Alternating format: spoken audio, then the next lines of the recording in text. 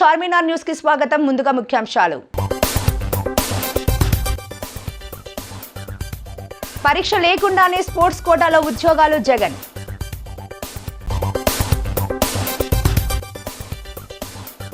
మత్స్యకారులను సురక్షితంగా తీసుకొస్తాం అచ్చెన్న.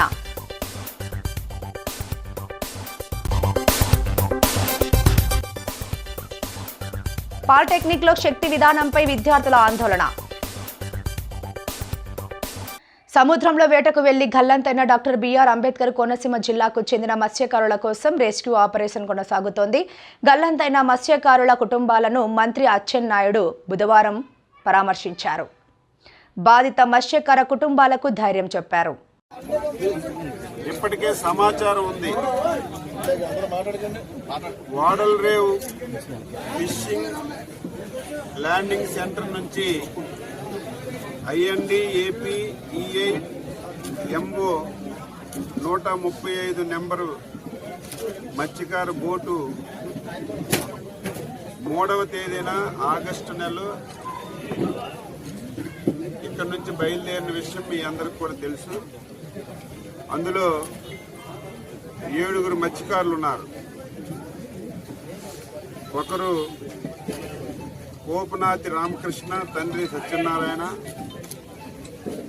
కొల్లాటి యేసుదాస్, తండ్రి వెంకట్రావు, పాలేపు సంతోషరావు, తండ్రి ఆదినారాయణ, కర్రి రాంబాబు, తండ్రి చిన్ని కృష్ణమూర్తి, కొల్లాటి శ్రీనుబాబు, తండ్రి ఆదినారాయణ, సంగడి తాతారావు, తండ్రి మనేషు, కోనాడి సతీషు, తండ్రి సత్యనారాయణ.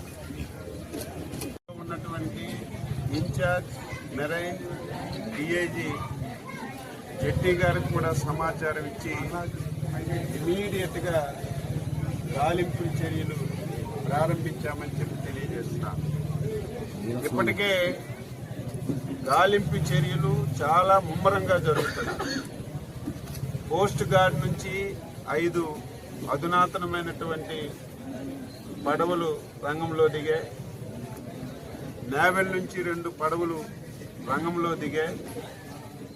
నిన్నటికి మచిలీపట్నంతో ఇక్కడ బయలుదేరినటువంటి పసుపు రంగు గల ఒక బోటు అక్కడ ఉందని తెలిస్తే దాని మీద ఇమీడియట్గా అప్రమత్తమై చూశారు. అది మిస్ అయిన బోటు కాదని తెలుసుకున్నారు. ఈ 7 బోట్లు కూడా తిరుగుతున్నాయి. దీనివల్ల ఇంకా సమాచారం రాకపోవడంతో ఈరోజు ఉదయం నుంచి అత్యాధునికమైనటువంటి 2 విమానాలను కూడా నేవీ వాళ్ళు రంగంలో దించారు. ఇప్పుడు రేంజ్ కూడా పెంచారు. దాదాపుగా 300 నాటికల్ మైల్ దూరంలో మొత్తం అన్వేషించి దీని సమాచారం తెలుసుకోవాలని చెప్పి ఈరోజు పారాదీప్ ప్రాంతంలో ఉందని తెలిసి ఒరిస్సా మెరైన్ వాళ్ళకు కూడా సమాచారం ఇచ్చాం. ఓకే, ఇంకా ఏదైనా రూట్లో వెస్ట్ బెంగాల్ వెళ్తుందని చెప్పి వెస్ట్ బెంగాల్ వాళ్ళకి సమాచారం ఇచ్చాం. అస్సాం వాళ్ళకు కూడా సమాచారం ఇచ్చాం. అంటే మైన్యూట్గా ఎట్టి పరిస్థితుల్లో ఈ 7 ప్రాణాలు రక్షించాలనేది చంద్రబాబు నాయుడు గారు ఎన్డీఏ ప్రభుత్వం యొక్క ప్రధానమైన ఉద్దేశం. ఎమ్మెల్యే నానాజీకి సీనియర్ సిటిజన్స్ ఆర్గనైజేషన్ కృతజ్ఞతలు. కేంద్ర ప్రభుత్వ 1999 జాతీయ వయోవృద్ధుల పాలసీ అనుసరించి స్థానిక బోటు క్లబ్ ఉద్యానవనంలో డే కేర్ సెంటర్ ఏర్పాటు చేయడానికి చర్యలు తీసుకోవాల్సిందిగా స్థానిక శాసనసభ్యులు పంతం నానాజీని కోరగా వెంటనే స్పందించి శాసనసభలో ప్రస్తావించడం పట్ల కాకినాడ జిల్లా సీనియర్ సిటిజన్స్ కార్యవర్గ సమావేశం కృతజ్ఞతలు తెలిపింది. స్థానిక బోటు క్లబ్ ఉద్యానవన గ్రంథాలయం వద్ద కాకినాడ జిల్లా సీనియర్ సిటిజన్స్ ఆర్గనైజేషన్ కార్యవర్గ సమావేశం అధ్యక్షులు బుద్ధరాజు సత్యనారాయణ రాజు అధ్యక్షతన జరిగింది. ఈ సందర్భంగా ఆయన మాట్లాడుతూ కేంద్ర ప్రభుత్వం వయోవృద్ధుల సంక్షేమాన్ని దృష్టిలో పెట్టుకుని 1999లో ఒక జాతీయ విధానాన్ని ప్రకటించిందన్నారు. దాన్ని అనుసరించి స్థానిక సంస్థలు అటల్ వయో అభ్యుదయ యోజన పథకం కింద డే కేర్ సెంటర్లు ఏర్పాటు చేసి నిర్వహించాల్సి ఉందన్నారు. ఈ విషయాన్ని శాసనసభలో రాష్ట్రంలో డే కేర్ సెంటర్లు ఏర్పాటు చేయవలసిందిగా అవసరం ఎంతో చక్కగా ప్రస్తావించి ముఖ్యమంత్రి చంద్రబాబు నాయుడు ఉప ముఖ్యమంత్రి పవన్ కళ్యాణ్ దృష్టికి తీసుకెళ్లినందుకు జిల్లా కార్యవర్గం ఎమ్మెల్యే నానాజీకి కృతజ్ఞతలు తెలుపుతూ తీర్మానించిందని బుద్ధరాజు తెలిపారు. చట్టాలు వచ్చినప్పటికీ కూడా మరి ఈరోజు అధికారులు ఎక్కడ కూడా స్పందన లేదు. ఈ క్రమంలో ఈ మధ్యకాలంలోని మన రూరల్ ఎమ్మెల్యే పంత నానాజీ గారి దృష్టికి రత్నప్రసాద్ గారు నేను టీమంతా వెళ్ళి పై విషయాలన్నీ కూడా క్షుణ్ణంగా వారికి వివరించడం జరిగింది. అదేవిధంగా అనేక పర్యాయాలు మరి కలెక్టర్ గారికి కానీ ఆర్టీఓ గారికి కానీ అనేక మంది ప్రజాప్రతినిధులకు కానీ చెప్పినప్పటికీ కూడా అది ఈ చెవిని విని ఆ చెవిన మరి పడేయడం జరిగింది. ఈ క్రమంలోని మరి అసిస్టెంట్ డైరెక్టర్ గారు వచ్చి ఇక్కడ ప్లేస్ కూడా నిర్ధారణ చేసి కలెక్టర్ గారి దృష్టి కూడా పెట్టారు. ఈ విషయాలన్నీ క్రోడీకరించి మన పంత నానాజీ గారికి మీరు ఎలాగైనా సరే ఈ యొక్క విషయాలు అసెంబ్లీ దృష్టికి సీఎం గారి దృష్టికి తీసుకొస్తే కానీ ఇది మరి నెరవేరదు. ఇది ఒక కాకినాడ సమస్య కాదు, ఇది రాష్ట్ర వ్యాప్తంగా అన్ని జిల్లాల్లోని కూడా ఈ విధమైన వాతావరణం ఉంది. మరి హైదరాబాద్లో చూసుకుంటే వందలాది డే కేర్ సెంటర్లు అంటే 60 సంవత్సరాలు దాటినటువంటి పెద్దలు మరి పిల్లలు వాళ్ళు ఉద్యోగరీత్యా వ్యవసాయరీత్యా మరి వాళ్ళు పగలంతా బయటకు వెళ్ళిపోయినప్పుడు పెద్దవాళ్ళు ఒంటరిగా ఉండలేక ఒక డే కేర్ సెంటర్ ఉంటే క్యారమ్స్ ఆడుకోవడానికి, తర్వాత కాలక్షేపం చేయడానికి అది హైదరాబాద్లో ఎప్పటి నుంచో నడుస్తూ ఉంది. ఆ విధమైన వాతావరణం ఆంధ్రప్రదేశ్లో కూడా కావాలని అనేక పర్యాయాలు చెప్పడం, అవన్నీ గమనించి రత్నప్రసాద్ గారు దాని యొక్క వివరాలన్నీ కూడా మరి ఒక కాగితం రూపంలో ఎమ్మెల్యే గారికి ఇవ్వడం జరిగింది. అది ఇచ్చిన తర్వాత ఈరోజు అసెంబ్లీలోని మరి చక్కగా అన్ని విషయాలు కూడా మరి ఇవాళ పెద్దలంతా ఎక్కువ మంది ఉన్నప్పటికీ కూడా వారి అభివృద్ధి చెందుతుండలేదు, చాలా ఇబ్బందులు పడుతూ ఉన్నారు. కనీసం వారికి డే కేర్ సెంటర్ ఉంటే మరి మెడికల్ క్యాంపులు కానీ ఆరోగ్యంగా వాళ్ళు యోగా చేసుకోవడానికి కానీ పగలంతా క్యారమ్స్ ఆడుకోవడానికి కానీ పగలు కొంతవరకు కాలక్షేపం ఉంటే వారికి ఏ విధమైన పని లేనప్పటికీ కూడా మనశ్శాంతి ఉండదు. ఏదో పని ఉంటే కానీ నలుగురితో కలిసి ఉంటే కలదు సుఖం ఉన్నట్టు నలుగురు పెద్దవాళ్ళు చోట చేరి ఆయన కబుర్లు చెప్పి సీఎం చంద్రబాబు లోకేష్ పై మాజీ సీఎం జగన్మోహన్ రెడ్డి సంచలన వ్యాఖ్యలు చేశారు. బౌలింగ్ ఫీల్డింగ్ లేకుండా తండ్రి కొడుకులు బ్యాటింగ్ చేస్తున్నారని జగన్ ఆరోపించారు. ప్రతిపక్ష హోదా ఇచ్చిన సీఎంకు ఇచ్చినంత సమయం ప్రతిపక్ష నాయకుడికి ఇవ్వడం లేదని, అసెంబ్లీలో మాట్లాడుతున్న మండలిలో మాట్లాడటం లేదని మండిపడ్డారు. డిఎస్సి పరీక్షా పత్రాల తయారీ నిర్వహణ రెండు ఒకే వ్యక్తి చేతుల్లో పెట్టడం లోకేష్ తప్పుదమేనని అంటున్నారని ఆగ్రహం వ్యక్తం చేశారు. ఇలాంటి పరిస్థితులు అసెంబ్లీలో ఎలా జరుగుతూ ఉందంటే ప్రత్యర్థి జట్టు లేని చోట బౌలింగు ఫీల్డింగ్ కూడా లేకుండా తండ్రి కొడుకులు ఇద్దరు మాత్రమే బ్యాటింగ్ చేస్తూ ఉన్నారు. బ్యాటింగ్ చేసి వీళ్ళందరికీలే బ్రహ్మాండంగా బ్యాటింగ్ చేసినామని వీళ్ళందరికీలే కితాబిచ్చుకుంటా ఉన్నారు. చంద్రబాబు నాయుడు గారు ఆయన కొడుకు అబ్బా కొడుకులు ఇద్దరూ అంగీకరించిన మరో విషయం, డిఎస్సి పరీక్ష రాయకుండానే, ఇది చాలా ఇంపార్టెంట్ విషయం, మొట్టమొదటిసారి రాష్ట్ర చరిత్రలో ఎప్పుడూ జరగల, బహుశా దేశంలో కూడా ఎప్పుడైనా జరిగిందో లేదో నాకు తెలియదు. డిఎస్సి పరీక్ష రాయకుండానే చరిత్రలో ఎప్పుడూ జరగని విధంగా అసలు పరీక్ష రాయకుండానే స్పోర్ట్స్ కోటా పేరిట పోస్టులు వాళ్ళకు కావాల్సిన వాళ్ళకి ఇచ్చుకోవడం, దీనికోసం జీవోలు జారీ చేశారని ఇద్దరు అబ్బా కొడుకులు ఒప్పుకున్నారు. దీన్ని సమర్థించుకోవడానికి వీళ్ళు చెప్పిన కబుర్లు ఏమిటో తెలుసా అసెంబ్లీలో?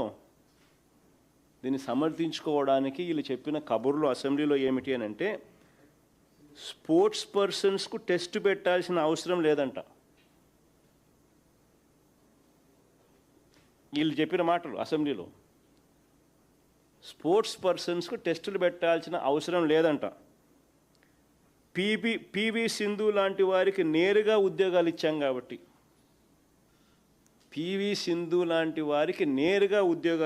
కాబట్టి, పిల్లలకు చదువులు చెప్పే ఈ టీచర్ ఉద్యోగాలు కూడా అవి కూడా 372 ఉద్యోగాలు అలాగే సింధులాగానే ఇచ్చారంట. దానికి దీనికి పొందన పెట్టినారు. ఒక్కసారి వాళ్ళు ఏమన్నారో, ఇద్దరు అబ్బా కొడుకులు ఏమన్నారో ఒకసారి ప్లే చేయండి అమ్మా ఒకసారి. పెట్టు పివి సింధు గారికి ప్రభుత్వ ఉద్యోగం ఇచ్చిన ఘనత ప్రజాప్రభుత్వం అధ్యక్ష.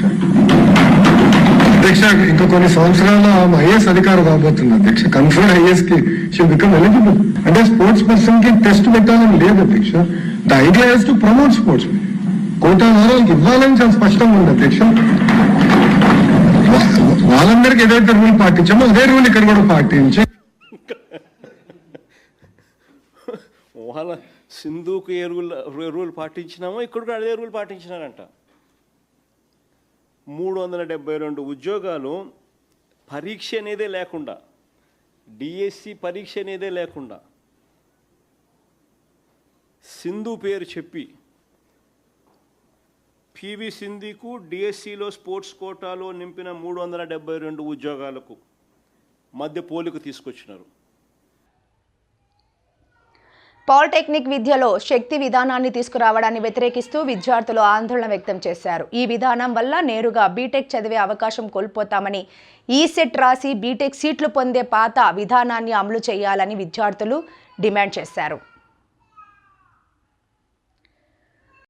మేము ఇక్కడ డిప్లొమా చదువుతున్నారంటే మోస్ట్లీ అందరూ మిడిల్ క్లాస్ ఫ్యామిలీసే ఉంటాయి. ఎక్కువ ఎఫోర్డ్ చేయలేము కాబట్టి ఇంటర్మీడియట్ స్టాండర్డ్ తీసుకోలేకనే మేము డిప్లొమాకి వచ్చినాం. సో అట్లాంటిది ఇప్పుడు మేము ఎట్లాంటి జాబ్ చేయకుండా ఎట్లాంటి జాబ్ ఆపర్చునిటీస్ మాకు ఉండవు అని చెప్పేసి ఇప్పుడు ఇంతగానం ఇట్లా చేస్తే డిప్లొమా వాళ్ళు అసలు ఏమైపోవాలి. మేము 2-3 డేస్ నుంచి స్ట్రైక్ చేస్తే ఎవరు పట్టించుకోనికి వస్తలేరు. మీడియా వాళ్ళు వస్తారు, వీళ్ళు వస్తారు అని చెప్పుడే తప్ప ఎవ్వరు మాత్రం కొంచెం కూడా అసలు రెస్పాండ్ అవుతలేరు. మేము కొంచెం రోడ్డు పైనకి వచ్చి స్ట్రైక్ చేసి ఇట్లా ఎందుకు స్ట్రైక్ చేస్తుర్రు, పబ్లిక్ ఇబ్బంది అవుతుంది అట్లా అని అంటారు. కానీ తర్వాత మా ఫ్యూచర్ గురించి అయితే ఎవరు ఆలోచిస్తలేరు కదా. నల్లగొండ జిల్లా కొండమల్లెపల్లిలో నాగార్జున స్కూల్ ప్రిన్సిపల్ రూపారెడ్డిని హత్య చేసింది ఆమె చదువు చెప్పిన విద్యార్థులేనని నిర్ధారించిన పోలీసులు. రూపారెడ్డి హత్య కేసులో 5 బృందాలు ఏర్పాటు చేసి దాదాపు 70 సీసీ కెమెరాలు పరిశీలించాము. రూపారెడ్డి చివరిసారిగా ఆమె పిన్నితో మాట్లాడుతూ బాబు అని అన్నట్టు తెలుసుకుని స్కూల్ పిల్లల్ని కూడా అలానే పిలుస్తుందని నిర్ధారించి అక్కడ విచారణ మొదలుపెట్టాము. రూపారెడ్డి హత్య తర్వాత 4 రోజులు స్కూల్కు సెలవు ఇవ్వగా రీఓపెన్ అనంతరం స్కూల్కు గైర్హాజరైన 13 మంది విద్యార్థులను విచారించాము. అయితే దీనికి ముఖ్య కారణం ఏంటంటే గత ఒక 15-20 డేస్ బ్యాక్ ఈ JCL1 హాస్టల్, అదే స్కూల్లో హాస్టల్లో ఉంటాడు.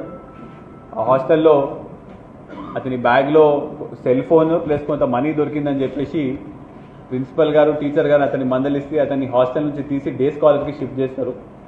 ఆ సమయంలో పేరెంట్స్ ముందు ఇతనికి తిట్లు పడడము, అదేవిధంగా ఈ అబ్బాయికి బియర్, ఆల్కహాల్ కన్స్యూమ్ చేయడం అలవాటు, అదేవిధంగా బైక్ అంటే కూడా బాగా ఆశ. ఇంకా ఇది ఉండేసరికి ఎట్టి పరిస్థితుల్లో మనము ఈ డబ్బులు సంపాదించాలి, ఏదైనా చేసి డబ్బులు సంపాదించాలని చెప్పేసి కరెక్ట్ ఈ ట్యూస్డే రోజు అంటే 11th రోజు స్కూల్ ఫీజు కలెక్ట్ అవుతుంది కదా, ఆ రోజు ప్రిన్సిపల్ దగ్గర కంపల్సరీగా డబ్బులు ఉండే అవకాశం ఉంటుంది. ఆ రోజు మనము ఆ ఇంటికి వెళ్ళి దొంగతనం చేసి ఆ డబ్బులు తీసుకోవచ్చని వీళ్ళు ముందే ప్లాన్ వేసుకొని 5 రోజుల ముందు నుంచి అంటే 11th రోజు అయితే 6th 7th ఆ రోజు నుంచే అక్కడ చుట్టుపక్కల ఉన్న కెమెరాలు కూడా వీళ్ళు రెక్కీ చేసుకుంటారు. అదేవిధంగా గ్లవ్స్ కొనడం జరుగుతుంది. ఏ టైంకి వెళ్ళి ఏ టైంలో ఒక్కళ్ళే ఉంటారో కూడా చూసుకొని మొత్తం ప్లాన్ వేసి ఆ రోజు 11th రోజు స్కూల్ అయిపోగానే 4ంటికి వీళ్ళు ఇద్దరు బయటికి వచ్చి అక్కడ ఉన్న అవుట్స్కట్స్లో కలుసుకున్న తర్వాత అందులో ఒక అబ్బాయి లోపలికి వెళ్ళి గోడ దూకేసి ఫోన్ మాట్లాడుకునే సమయంలో, డబ్బులు తీసుకుని వెళ్ళే సమయంలో రూపా అనే డిసీజ్డ్ గుర్తుపట్టేసరికి మళ్ళీ బయటకు వచ్చి మమ్మల్ని పేరు చెప్తుందని చెప్పేసి ఒక 27 సార్లు కత్తి పెట్టి పొడవడం జరుగుతుంది. అయితే ఆ సమయంలో ఫోన్ కింద పడిపోతే ఫోన్ కూడా తీసుకొని వెళ్ళిపోవడం జరుగుతుంది. కొంత గొంతులోంచి మాట వచ్చి మళ్ళీ ఇంకెవరికైనా చెప్తుందని చెప్పేసి ఫోన్ కూడా తీసుకొని వెళ్ళిపోవడం జరిగింది. అది ఇప్పుడు ఇవాళ వాళ్ళ దగ్గర నుంచి మనము 1,54,000 క్యాష్, దాని మీద బ్లడ్ స్టెయిన్స్ ఉన్నాయి, అది రికవర్ చేసినాము. అదేవిధంగా 2-3 డేస్ బ్యాకే ఉన్న ఒక 60,000 పెట్టి ఐఫోన్ కొన్నాడు, అది కూడా రికవర్ చేయడం జరిగింది. ఈ ఫోన్ కూడా మనము రూపారెడ్డి గారి ఫోన్ కూడా మనము రికవర్ చేయడం జరిగింది. ఇప్పుడు వీళ్ళందరూ less than 18 years of age ఉన్నారు కాబట్టి ఎమ్మటే మనము ప్రొసీజర్ ప్రకారం ప్రొడ్యూస్ చేసిన తర్వాత మళ్ళీ కస్టడీ తీసుకొని తదుపరి విచారణ ఇంకా ఏ విధంగా ప్లాన్ వేసిరో కూడా అది విచారించి మళ్ళీ ఛార్జ్షీట్ వేయడం జరుగుతుంది. రేవంత్ రెడ్డి నువ్వొచ్చినా నీ అయ్యొచ్చినా నీ తాతొచ్చినా పరకాల ఎమ్మెల్యేను నేను ఖచ్చితంగా నేనే నిల్చుంటా, నేను గెలుస్తా, అర్థమైందా?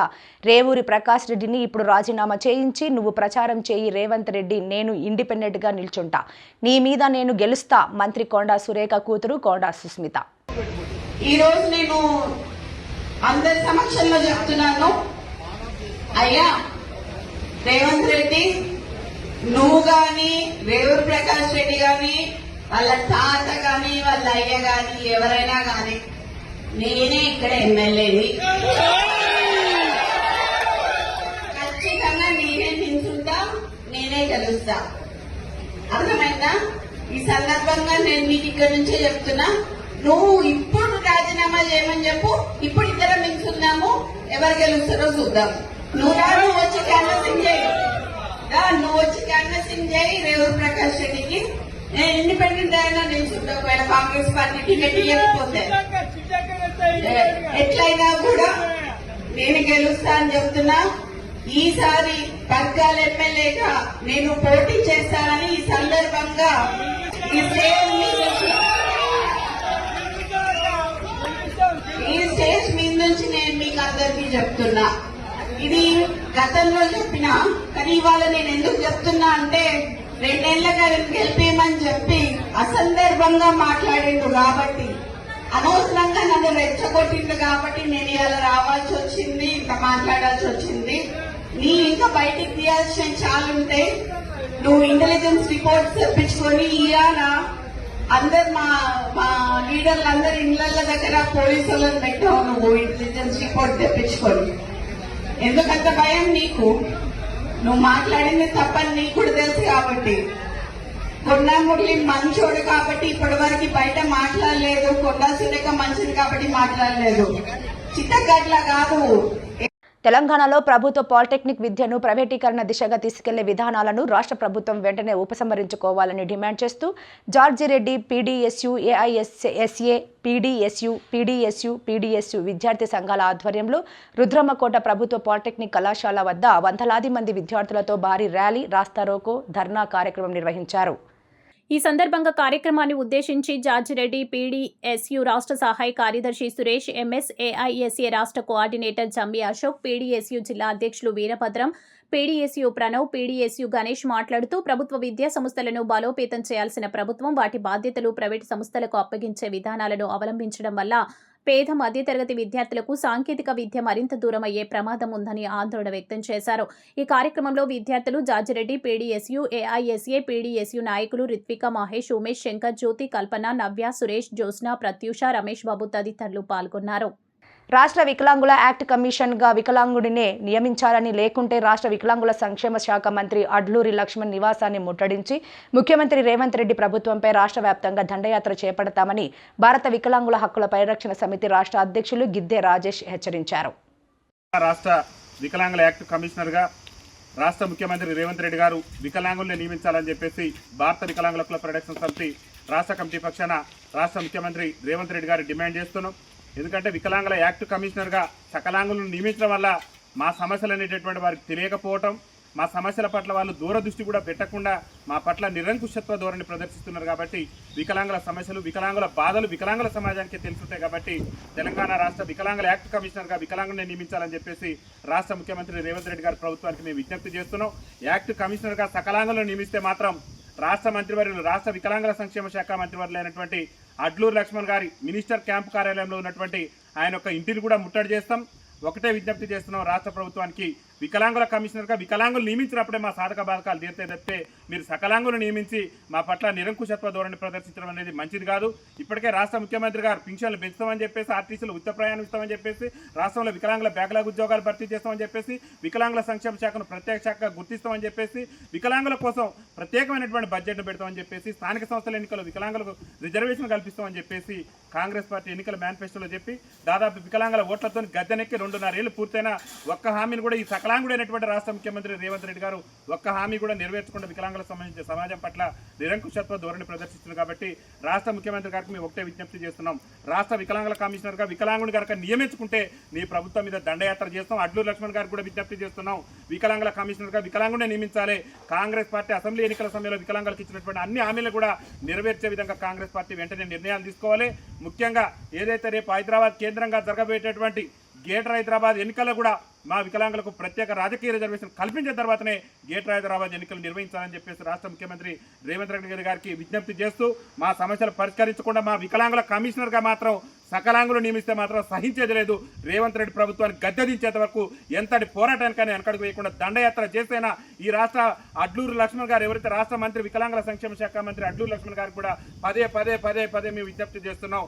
దయచేసి వికలాంగుల కమిషనర్గా వికలాంగుని నియమించాలి. సకలాంగులు నియమిస్తే మాత్రం ఈ ప్రభుత్వం మీద సమరం తప్పదని తెలియజేస్తూ రాష్ట్ర ప్రభుత్వం ఇచ్చినటువంటి హామీలను నెరవేర్చాలని వికలాంగుల కమిషనర్గా వికలాంగుని నియమించాలని చెప్పేసి భారత వికలాంగుల హక్కుల పరిరక్షణ సమితి ఆధ్వర్యంలో అతి త్వరలోనే పెద్ద ఎత్తున ఆందోళన కార్యక్రమాలను ఉధృతం చేస్తామని చెప్పేసి తెలియజేస్తూ వికలాంగుల ఐక్యత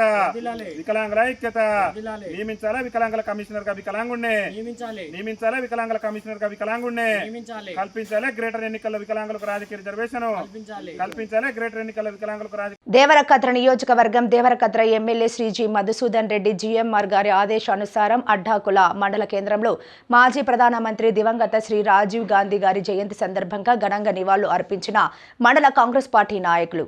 మాజీ ప్రధాని భారతరత్న రాజీవ్ జయంతి సందర్భంగా ఆ మహానీయుడి విగ్రహానికి పూలమాలలు వేసి నివాళులు అర్పించిన రాష్ట్ర కాంగ్రెస్ పార్టీ సీనియర్ నాయకులు రాష్ట్ర మట్టా దయానంద్ విజయ్ కుమార్. అనంతరం సత్తుపల్లి ఎమ్మెల్యే క్యాంపు కార్యాలయంలో మాజీ ప్రధాని స్వర్గీయ రాజీవ్ గాంధీ పుట్టినరోజు సందర్భంగా కాంగ్రెస్ శ్రేణులతో కలిసి కేక్ కట్ చేయడం జరిగింది. ఈ సందర్భంగా రాజీవ్ గాంధీ గారి చిత్రపటానికి పూలమాలలు వేసి నివాళులు అర్పించారు. దేశాభివృద్ధి, యువతకు ప్రాధాన్యత, సాంకేతిక రంగంలో భారతదేశాన్ని ముందుకు తీసుకెళ్లేందుకు రాజీవ్ గాంధీ చేసిన సేవలను నాయకులు స్మరించుకున్నారు. ఈ కార్యక్రమంలో అడ్డాకుల మండల కాంగ్రెస్ పార్టీ నాయకులు, ప్రజాప్రతినిధులు, కార్యకర్తలు, యువజన నాయకులు తదితరులు పాల్గొన్నారు. కొత్తగూడెం పర్యటనకు విచ్చేసిన ఖమ్మం మాజీ పార్లమెంట్ సభ్యులు బీఆర్ఎస్ పార్టీ సీనియర్ నాయకులు నామా నాగేశ్వరరావుని బీఆర్ఎస్ పార్టీ జిల్లా కార్యాలయంలో అశ్వారావుపేట నియోజకవర్గం బీఆర్ఎస్ పార్టీ నాయకులతో కలిసి అశ్వారావుపేట మాజీ ఎమ్మెల్యే తాటి వెంకటేశ్వర్లు మర్యాదపూర్వకంగా కలిశారు.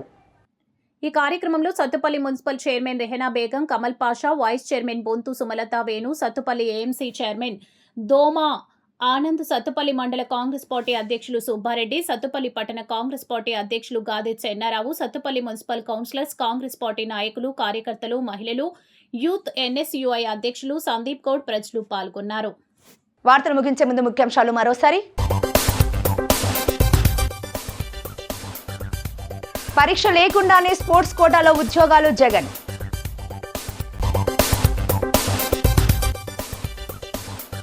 మత్స్యకారులను సురక్షితంగా తీసుకొస్తాం అచ్చెన్న.